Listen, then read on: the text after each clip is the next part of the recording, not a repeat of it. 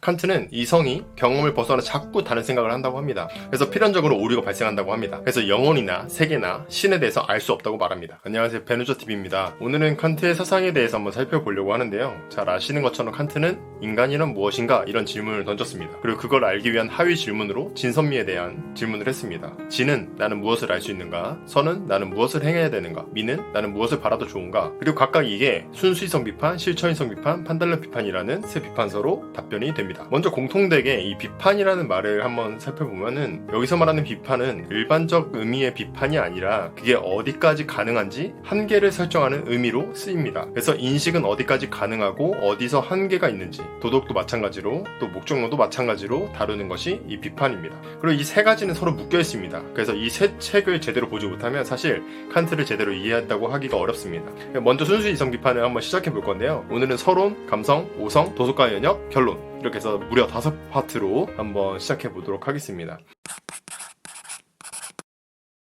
순수이성 비판은 말 그대로 인식의 한계와 가능성을 살펴봄으로써 우리가 무엇을 알 수 있는지에 대한 질문을 하는 겁니다. 근데 왜 이렇게 어렵냐면 우리가 핸드폰을 경험적으로 사용하는 건 너무 쉽잖아요. 애들도 스마트폰 가지고 잘 놀잖아요. 그런데 핸드폰의 작동 원리를 아는 것은 진짜 어렵겠죠? 그건 전문가들의 영역이잖아요. 그쵸? 똑같아요. 순수이성 비판도 마찬가지입니다. 경험적으로 이성적 활동은 쉽습니다. 뭐 이게 책인지 초콜릿인지 우리는 자연스럽게 판단합니다. 또 여러 상황을 가지고 추리도 하고요. 그런데 이성의 작동 원리를 설명한 책이 있다면 그게 쉬울까요? 당연히 어렵죠. 그게 순수이성 비판입니다. 자, 이제 구체적으로 들어가 보면 잘 아시는 것처럼 선천적 종합 판단이라는 구체적인 물음에 대한 답변이 바로 순수이성 비판입니다. 이게 사실 합리론과 경험론을 동시에 지칭하는 겁니다. 그리고 이 둘의 장점을 종합한 거죠. 예를 들면 합리론 전통에서는 이성의 사변이 중요했죠. 그렇죠? 그래서 공이라는 주어를 보고 공은 둥글다 뭐 이런 진리를 그냥 이성만으로도 발견할 수 있었습니다. 그래서 이거는 주어를 분석해서 수로로 나온 것이기 때문에 오류가 없죠. 하지만 그 공이 노란색인지 검은색인지 뭐 농구공인지 배구공인지 이런 건 모른다는 의미에서 인식의 확정도 없습니다.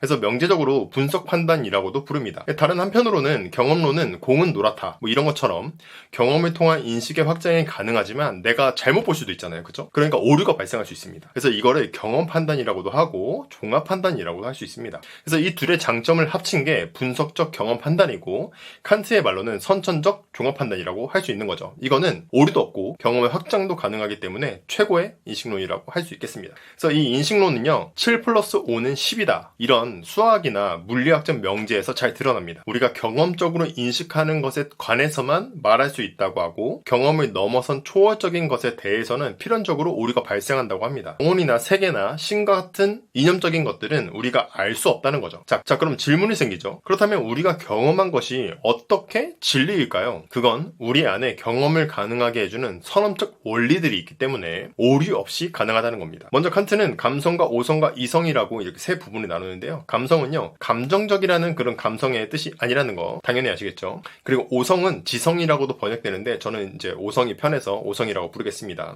그래서 경험을 가능하게 한다면 그건 선엄이 있기 때문에 가능하다는 거예요. 이게 중요해요. 경험이 있다면 선엄이 있다 이렇게 생각을 하시고 한번 들어가 봅시다. 감성은 우리가 현상을 받아들이는 수용적인 능력을 말합니다. 오성은 그 받아들인 현상을 판단하는 능동적인 능력을 가지고 있습니다. 예를 들어서 멀리서 무슨 냄새가 난다고 한번 생각해보세요. 그럼 우리는 후각이라는 경험을 통해서 뭔지는 모르지만 냄새가 난다 이렇게 느끼죠. 이게 감성이 하는 일입니다. 그리고 이거 카레 냄새구나, 카레다 이렇게 생각하는 게 바로 오성이 판단하고 그것에 개념을 부여하는 거예요.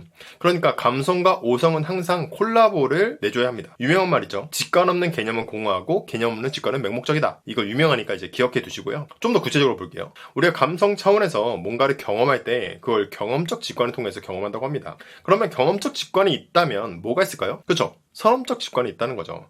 그게 뭐냐면 시간과 공간입니다. 이를 위해서 시간과 공간은 지금 여기라고 생각하시면 돼요. 예를 들면 이제 멀리서 뭔가 보여요. 근데 잘 모르겠어요. 근데 그 경험은 지금 여기서 일어나는 겁니다. 내가 뭘 어디서 보고 듣고 맡고 느끼는지 결국 시간과 공간이라는 렌즈를 통해서 경험하는 겁니다. 알겠죠? 그러니까 내가 경험하는 것에 대해서만 판단할 수 있겠죠. 근데 이제 보고 나서 뭐지? 했는데 내 여자친구구나 라고 한다면 그게 오성의 판단을 통해서 개념이 부여된 겁니다. 이런 식으로 오성은 개념을 부여하는 능력입니다. 아까 말한 것처럼 오성은 경험적 판단이라는 걸 통해서 개념을 부여합니다. 분량, 성질, 관계, 양상이라는 네 파트에서 하나씩 꺼내서 하는 건데 이건 구체적으로 다 말하진 않겠습니다. 쉽게 말하면 뭐 하나인지 여럿인지 모두인지 뭐 100%인지 0%인지 그 사이인지 뭐 인과성이 있는지 없는지 뭐 그 꼭 그런 건지 지금 그런 건지 약간 그런 건지 뭐 이런 것들이에요. 그래서 여자친구나 라고 했을 때 한 명 100% 이런 경험적 판단을 통해서 인식이 가능하다는 거죠. 그러면 경험적 판단이 있으면 뭐가 있을까요? 선험적 판단이 있습니다. 그걸 범주라고 하고요. 선험적 판단이라는 말보다는 선험적 개념이라고 말합니다. 그런데 이 선험적 개념인 범주는 말 그대로 선험적인 것이기 때문에 경험적인 현상에 대해서 어떻게 개념을 부여할 수 있는지 칸트는 여기서 질문을 던집니다. 왜냐하면 선험적인 거는 분석 판단처럼 인식에 오류가 없는 순수한 거고 경험적인 현상은 오류가 발생할 수 있는 것이기 때문에 그렇습니다. 그래서 물과 기름 같은 거라 가지고 이 둘을 매개해 주는 게 필요합니다. 그래서 이게 심리적으로 그냥 되는 게 아니에요. 좀 더 자세히 이야기해보면요. 그것은 구상력이라는 경험적 도식으로 가능하다는 겁니다.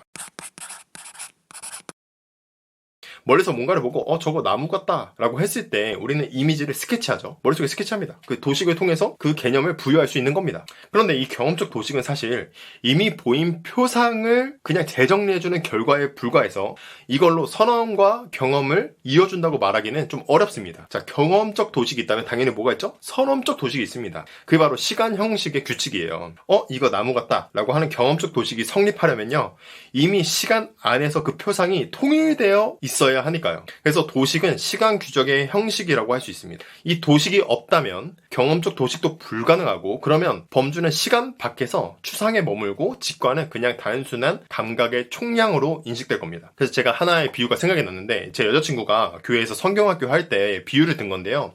마요네즈를 어떻게 만드는지 아세요, 여러분? 마요네즈를 식용유랑 식초랑 섞어서 만든대요. 근데 식용유는 기름이고 식초는 이제 물 같은 거잖아요. 그죠? 그래서 원래 안 섞인대요. 근데 이때 계란 노른자를 넣는다고 합니다. 그 노른자에는 레시틴이라는 성분이 유화제 역할을 한대요. 그래서 이게 섞인대요. 그러니까 도식이 선험과 경험을 이어주는 노른자예요. 노른자. 도식이 뭐라고요?